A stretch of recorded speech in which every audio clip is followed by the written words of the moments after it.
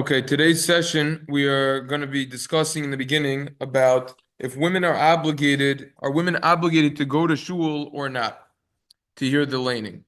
All right, we've been learning until now that there's an idea of going to the shul. Birovam Hadras Melech Persumei Nisa, it's publicizing the miracle more, and more people give splendor to Hashem, and it's better. The question is, does this apply to women or not? So let's begin today with the Dershu in footnote 3, and we'll see what they say about this topic. The Mishnah Berurah, which we learned yesterday, the terminology of the Mishnah Berurah was Ubiksas Makoimos Nohagin. Right, the Mishnah Berurah said that in some places there's a custom for women to go. We're going to pull up the exact terminology that the Mishnah Berurah uses and then start applying it over here. So he says like this. He says, this is going on Mishnah Berurah in Aleph.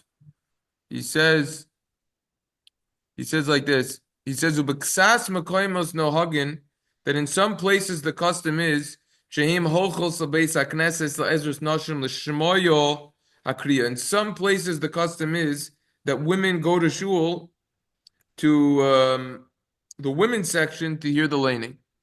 However, you have to look into if they would fulfill their obligation because it's difficult for them to listen properly. So we already learned the Kaf HaChaim in Sifkat and Gimel quoted this Pri Megadim that the Mishnah Berurah is quoting a lot differently. He said if they're not going to hear, then certainly they're not going to fulfill their obligation, and they wouldn't be good at all. So comes along the Dershu, commenting on this line of what that in some places the custom is for them to go, and he says like this: Umashma b'divorav, it's implied from this Mishnah Berurah, she'ein choyva l'noshim alechetz l'beis hakneses l'shmoyas and Megillah, that it would in fact not be obligatory for women to go to shul to listen to the Megillah. Women would not have to go to shul to hear Megillah. Mishum Pirsumei Niso Mishum Baravam, in order to publicize the miracle, or because more people gives more splendor to Hashem. That they would not be obligated to do so. Right? Because the Mishnah Berurah said, he only said over here, Biksas Mekaimus, in some places they go, which implies that most places that they don't. Barak Biksas Mekaimus no Hagas Alech Lebeis. That's exactly what I just said before I even read the parentheses. Only in some places the custom is for them to go, which implies other places they don't go. So if they don't go to shul, aren't they obligated to Megillah? Yes, they hear it in the house. V'chein diek midevara b'shailus and chuvas chelkas Yaakov. And the Shailus Chuvas Chelkas Yaakov, Rabbi Yaakov Braish, also is medayik this way, also learns this way as well. Ubir, and he explains as follows: She'ein shum adifos lenoshim lavoy lebeis hakneses l'kriyas Megillah. According to the Chelkas Yaakov, it is not halachically preferable for women to go to shul to hear the laning. Surprise, surprise. Mishum shakol kavoida bas melech b'nima, because the pasuk in Tehillim says that the whole honor of a daughter of a king is inside, to be modest, not to go out. So because of kol kavoda bas melech b'nima, better to stay inside. This is why many gedolim throughout the whole year hold it's better for women not to go to shul at all, because if they're going to go to shul, then they could get others, aka the men, to start having improper thoughts, and then the loss is greater than the gain. We know what it is in certain places, that they're all dressing up very nice and they're putting all the makeups on and everything like that. And then what's the point over here? What's the point? Just daven at home. They're not obligated to daven with the minyan. So therefore, they hold it, the Chelkas Yaakov holds it's better for them not to go. V'chein das agon Rav Yosef Shalom Al Yosef. That's what Rav Yosef holds as well. In the Sefer Asher Yish in Chela Gimel Perik Mem Gimel Oslamed Shedin Beroivam Lo Yinemer Lagabe Nashim. This halacha of what? Of a lot of people give splendor to Hashem that is not referring to women. It's not talking about women at all. That what the women, in fact, would not have to go. V'gam bebeisen in a strichas lasav minyan nashim l'sorcha kri. And even when they get a laning in the house, you don't even need a minyan of women. You don't need 10 minyan. You don't need 10 women.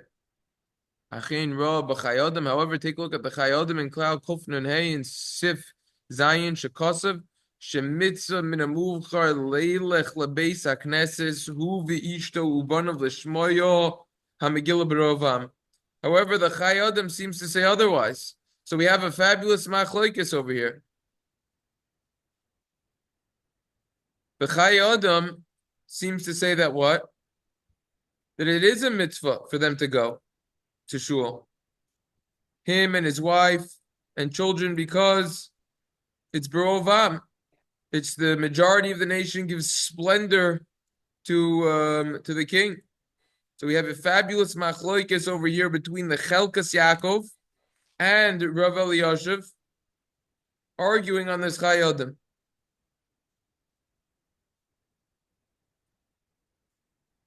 Beautiful idea, and these are the reasons why. Absolutely beautiful machlokes. I bet you most Orthodox Jews have no clue that this machlokes even exists.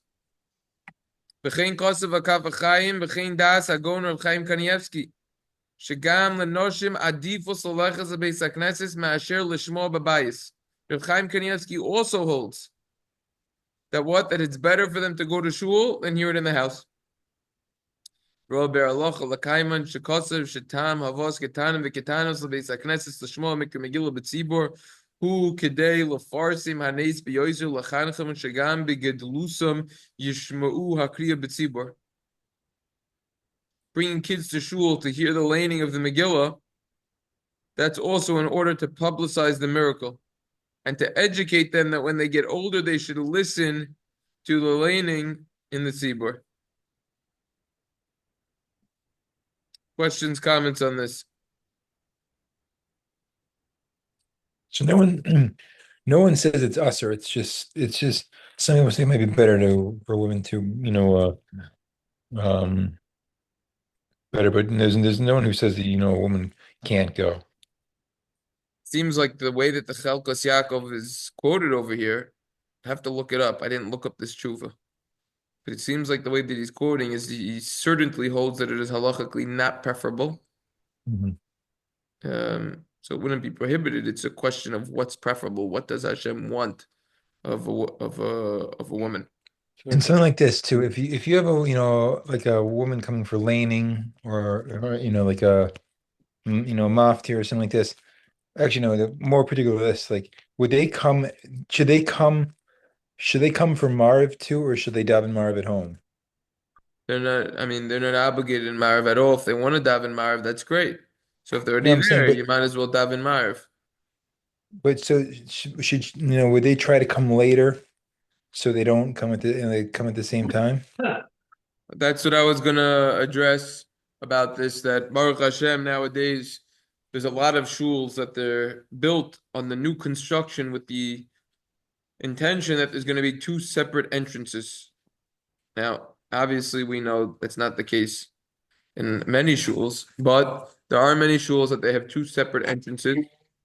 And the truth is that there is seems like a strong custom, so to say, for women to come with their kids towards the end of davening on Shabbos morning, and they all gather and they schmooze. And let's be honest, they're not coming to daven; they're coming to schmooze. When you got a lot of Get the kids out of the house. yeah, to get the kids out of the house, that's part of it, to change up the scenery and everything. So that's why it's good. I've seen already in many shuls around this area. There's special areas for the women and for the kids. They already have games and they have other things to do. I've seen also in certain shuls they have playgrounds in the shul. That's an excellent idea. More and more shuls are starting to catch on to that. It's an excellent idea to have playgrounds. And the idea is that to have separate entrances, that's important because once you get all the women, like I said, they're dressed up, they're wearing the makeup, and they're standing right in front where the men are gonna come out of shul, that's that could already cause improper thoughts, and that's not good, So Mashma from him, it sounds like even if there's two separate entrances, doesn't make a difference. He does stay at home. He's not saying anything because of fraternizing. He's just saying Kvod Basmal Panima, stay home. Yeah, according to that, the again, I'd have to look up this tshuva. This I just today I wanted to present the information as I just saw it. I saw it quoted like this, and we're gonna see it also in the Piskei Teshuvos a little bit about this idea and see if he adds anything. And then if it's and then maybe I'll start looking it up because it is an interesting topic. There is something to discuss on Kol Kavod Damas Melech Penima, which is that nowadays they say it used to be, you go back hundreds of years, women would not go out in public ever. They would stay in their house, they would clean the house, they would take care of their children, and their work was in the house. There was no such thing as a woman going to work. So over the last 100 years, especially, and especially recently, it's very common for women to have an official job where they get paid outside of their house. And the concept of now two couples working is very prevalent. And this idea of kol kavodo bas melech penima changed a little bit, but the main ideology of it and the hashkafa is still applies, which to be modest. And that's very important. That is one of the most important mitzvahs that pertain to women, which is modesty, meaning more than a man. What's more important for a woman? So you have to cheshbon the kol kavod bas melech penima. Wait a second. The laning could only be in one person's house. So the other women are leaving their house anyways to go to the person's house, right? So I think what he means over here is that when you go to a shul, there's going to be more men there. You go to someone's house, it's not going to be men around there, right? That's what I think he means with the modesty in this context. But again, I didn't look up the tshuva, so I'm just guessing. But this is the way to learn. You want to think, what was the intention of what I just learned? What did he mean there? What's the idea over here? So now Rav Elyashav also just points out that there's no idea of rovam, of davening with a lot of people for the women, of hearing the laning with a lot of people. Right? So that's also a chiddush. Right? Chayadim already is arguing, and then the others saying that no, there is a concept of it, which I would also think. So you have a nice argument over here. So you have to be smart about the situation. And if I was a woman and aware of this, I would say to myself, look, we're talking about laning the Megillah. I'm gonna come 10 minutes early before anyone is there. Right? 10 minutes Well, early. that's tough. Or Well, or that's tough because you should or soon it's have after the dealt. fast, right? So the fast is gonna end Thursday night. So all the men are gonna daven Ma'ariv right before Megillah. So I would say to myself, okay, so I'm just gonna come in the middle of Ma'ariv when all the men are already there. So it's not gonna be a Yeah. problem. The truth is, this reminds me of what we learned in Tafresh Pei Zayin, that according to the Aruch HaShulchan, Mevatel Talmud Torah l'shma Mikra Megillah, we stop learning Torah to listen to the Megillah. Why is it Bittul Torah? You stop learning Torah. The Megillah is Torah. He says by the time, yeah, qualitative, that was one answer, but he says by the time everyone gathers and gets together and you do all that, you gotta wait.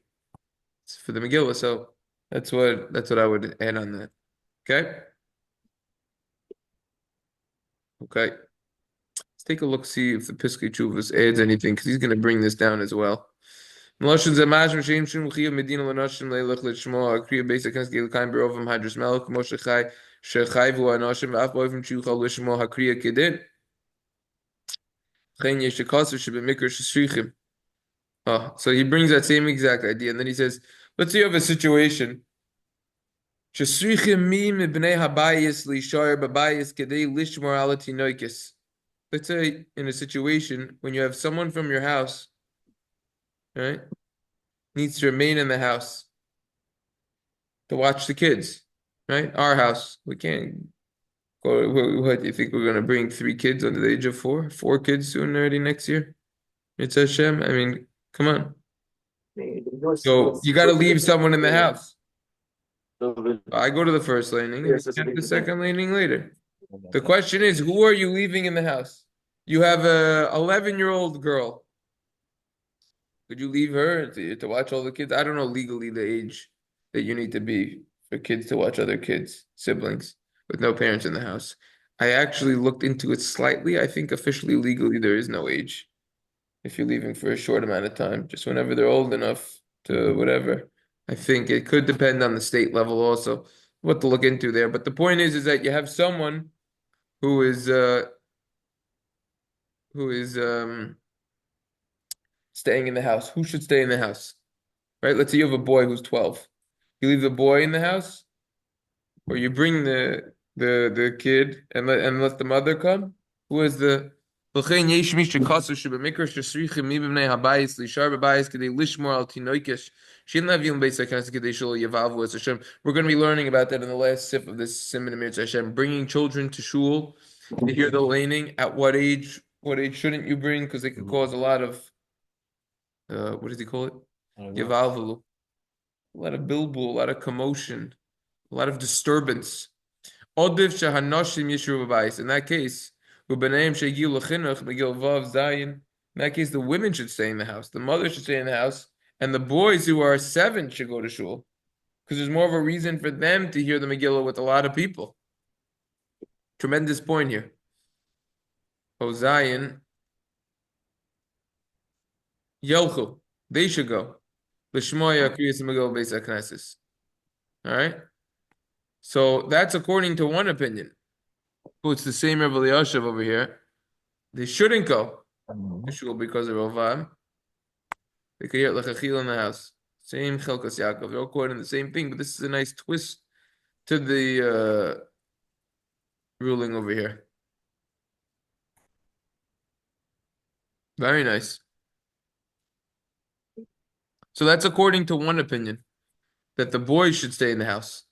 V'yesh hacholkin umeviin megedoyli harishonim v'achronim shegam lenoshim yesh chiyuv lechatchilo lelechel beis hakneses. However, some argue and hold that no, that women, that there would in fact be an obligation for them lechatchilo to go to shul, that they should preferably go to shul. The Shmoya Kriyas Megillah, to hear the laning of the Megillah. Berov Am Bein Balaylo Bein Bayom. That they should go to a shul to hear the Megillah with a lot of people, whether during the day or night. Imachin Yuchal Lishmoy Hakriya Be'ezras Nashim, if they're able to clearly listen to the laning from the women's section. Kedin Nebli Ledalig Ulahachzir, according to Allah, without skipping or missing anything. And therefore, b'mikra hanizkar le'el odiv sheyisheru hayalodim hagedolim. In the previously mentioned situation, it's better that the older boys should remain in the house. Shadayin ein b'mei mitzvah, that aren't bar mitzvah yet. 12, 10-year-old boy, etc. Kedei lishmor al tinoikis, they should watch the kids. V'anoshim yelchu l'beis hakneses. No, that they should go to shul. V'achar mikeini yikru es a Megillah b'bayis. And afterwards, they should read the Megillah in the house. Who should? For those children who reach the age of chinuch.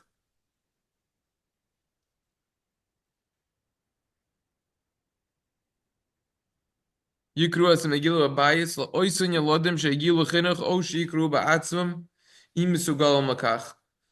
So according to this second opinion over here, it's better that no, the boy should remain in the house, and they should watch the children. The mother should go to shul, and then after you lane for you, the kids will hear a second laning either in the house or they should read it themselves if they could. Nowadays, there's second lanings everywhere, so they Right. should you just drive them to Can we second trust a laning. 10, 11-year-old kid to be alone in the house with other kids? That's what I'm saying. I'm pretty sure legally it's I'm not sure about legally. what? I'm not talking about legally. Legally, look, you have to know No, your children. that's the I'm telling you kids, right now, my 4-year-old is more mature than many 10-year-olds. I hear. I'm You trust 100% You serious. and your wife would go out and leave her with the two babies? I mean, that's crazy to do such a thing. Yeah. That's crazy to do such a thing. But I've been in situations in the house where we were doing other things. We left all the kids in one room. They do their own thing. Okay. They totally, the key is they have to be had a good night's sleep and they have to be fed well. And if you have that and everyone's healthy and they're just starting off the day, so everything's new, Versus if you leave them in a room for a couple hours, they're gonna get bored of that room a lot of times. Unless you have a lot of toys and different things for them to do, they'll go. So you have to get the situation. So you have to know your children. You're talking about, uh, for example, I know someone, he has three boys. His kids are gonna kill each other, chas v'shalom. Right? You leave them alone for a couple minutes. Right? So you got to know the situation. How what's the word I'm looking for? How do they behave and the like, and you have to assess the situation. Yeah. Anyways, so the question is, how do we hold halacha l'mais at the end of the day? Bottom line, what should women do? I'll be honest with you. Be honest, 100%. Uh, well, I'll just say bottom line. L'chayr, you can do whatever you want. There's who to rely on both sides. You got big opinions on both sides. I don't necessarily see why you have to necessarily go one way and not the other way. You have legitimate opinions on both sides, and therefore both would work. I would say this though, and I'm gonna be a little honest over here. This all of Hilchos Purim in the Mishnah Berurah, right? I learned many years ago. This is excellent review for me. I mean, this is great. This is excellent, very relevant, good material, and I'm happy. I enjoy sharing it with other people also, right? And especially when you learn it with a group like what we do, you get a lot of clarity. You get all the comments that come up, and you have to look into it more. You're forced to look into it more when you're preparing, when you're, to say it over also. So this is the first time, like right now, that I'm actually thinking about this. Really, just pause in life, take a moment, think about this. And for all the years, what we've been doing since we've had kids is what we do is that we take turns. I always go first, and then my wife always goes second. Right? I daven vasikin every single prayer morning. Haven't missed one in over a decade. And on Purim night, I go first. My wife goes second. And I remember it happened one year. Oh yeah, there was a house minion, local block or two away. Wow, amazing! It's so convenient. Blah blah. She went there one year. She says, "That's the last year I'm going to the house." I said, "Look, I always was under the impression it's better to go to shul. You have more people. It's in a shul, halachically better to be in a shul, everything. This whole cult of Odamas Melch Pnima, it makes sense to me, but it's surprising that they shouldn't. Why Meaning, was your wife? What happened in that minion? oh, so I'm gonna say we're gonna be learning in this Siman Mitzvah Hashem what bracha. If a woman is leaning Megillah, let's say for herself, what bracha would she make? The difference of the brachas. You're a Baal Koreh, right? So you know the brachas. So Mikra Megillah is the regular bracha, but for women it's the Shmoah. Right. So what happens if you already, we're not going to discuss this right now. I'm just throwing out the question to bring it back into the context that we're dealing with when we're talking about women and hearing the laning in a house versus in a shul. Okay. But we're not discussing the bottom line halacha right now. That we're going to get to more in the simon. So the question is, what do you do if you have a group of 10 women or more, and there's one man? The Baal Koreh, who's going to be laning the Megillah, already heard the laning. You're saying there's one man who didn't. No, Oh, he already heard the laning in Shul Barovam Hadras Melech. He's done, right? He's done. Now he's going to be the Baal Koreh for 10 women. Okay?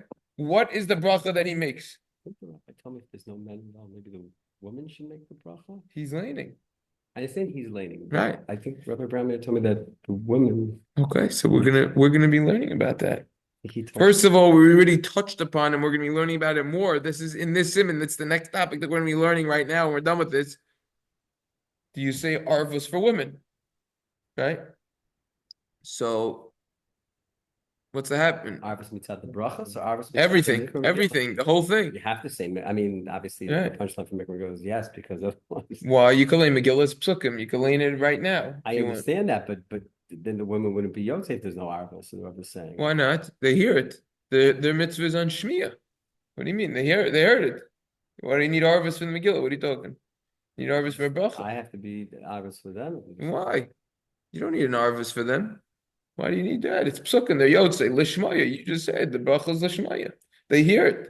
So it's a whole so basically one time apparently there was a whole tumult and there were other halachic issues that came up. Question is, let's say the Baal Kori makes a mistake. Think a woman's gonna pipe up? Bye. Right. You know? Right. So the whole situation's a awkward situation. You know? You see, What's wrong? There's nothing wrong with a woman correcting the Balkari, right? a lot of Is there times something they're wrong? gonna be like, who am I to correct? I'm going to shul, once a year, twice, three Yes, times a is year. it wrong? I don't know if it's It wrong. doesn't matter. Why is it But that doesn't wrong? matter. Wrong. Why is it wrong? I was just No, this was again, we that's were another just talking thing. we were just talking about this with He has to override the correct. No, you would, but a lot of times the women they're not going to do. You see certain times, Okay. you go to a shul, you hear a chazan davening, you hear a Baal Kori laning, he makes a mistake, no one corrects him. You're like, wait a second, I'm pretty sure he just made a mistake. No one corrects him. Yeah, that's because 99% of the minyan wasn't listening. What do you mean? The guy left out Mashiva Ruach Merida Geshem. He made a mistake. Correct him. I've been to minyanim several times already in my life where after Chazar Sashatz, they were like, no, you left it out. You left out saying Talamat. You left out. You were supposed to say Mashiv Rechem Geshem. You didn't. What do you do then? I remember, in Shar Yashiv. They found out after that they left out something that was an Akiv. Boom! A whole new Chazar Sashatz after the whole davening. Can you imagine? Can you imagine? These mistakes happen. One time someone was davening Musaf. He said the Chazar Sashatz for Musaf Rosh Chodesh, it was Chol Moed, or I think vice versa. It was some crazy situation. No one even chap. No one picked up. No one even chap. You got to follow what's going on over here. So the point is, you're getting into a lot of potential issues. When it's at shul, it's probably going to be done more correctly. Well, they're not supposed to do. They go to rabbiblond.com, Siman Kuf Chav Daled. We learned about that. Okay, what are we talking about over here? Talking about what is the age of Hegil Chinuch over here for Megillah? Le'inyan Gil, umitam zeh, le'inyan Gil Chinuch, le'kriyas Megillah, das Hagodin Rav Yosef Shalom Eliyashiv, shezmano hu mimatai shehkatan yachol l'shmayas Megillah, mitchilasav ad sofa. The time for the age of Chinuch is, there's no age. It's whenever your child is able to sit through the laning from beginning until end. That's going to be the time over here. So you have to know your child. Like I said, my 4-year-old is more mature than most 10-year-olds. She sat through a half an hour of davening before, totally quiet the whole time. So you got to be strategic about it, right? But there's no point of dragging your kid to shul if he's just going to remain there quiet and he's not going to be following. Kid's got to really follow. Time of chinuch, it's not an exact time. It's whenever your child is able to handle the situation. Bashir zeh nimdad, v'kol cotton, lefi midas savlanusa. All of this depends. All of this is measured, every single kid, according to his patience. V'hosif, if he is unable to focus and listen to the entire laning of the Megillah, bebeis hakneses in the shul, it's logical to say that his father would be obligated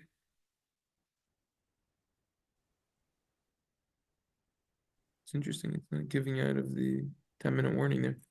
Anyways, so it depends on the cut. V'hosef, she'im einem mesugul lehisrachiz v'lishmo as kol Megillah beisach as yitachin shaviv chayil v'kros of the kol Megillah sur meher kadosh yuchel. Right. If the kid in shul can't focus for the entire laning over there, right? So then, if the father knows that he's able to lane it in a different setting, such as in the house, and then his child could focus, so then he'd be obligated to do so. Wow. He'd be obligated to do it For his for his child. own chiyuv, Yeah. or Yeah, Meaning the father for the son. he doesn't have to go to shul first No, you should go to shul first. Brovim Hadras Melech, the but father maybe for his sure. kid's gonna go to sleep. The kid's that young, he's not gonna be able to focus after that. We're Well, talking well, then in that case, I would say maybe he should even lean from Plaga Mincha and have Kavanah not to be Yotze. for the kid. Yeah, but Yeah, that's during a fast, so it's tough. He wouldn't have to. He wouldn't have to. Wow, that's Yeah. really bizarre. Yeah, if he's gonna go to sleep, then he doesn't have to.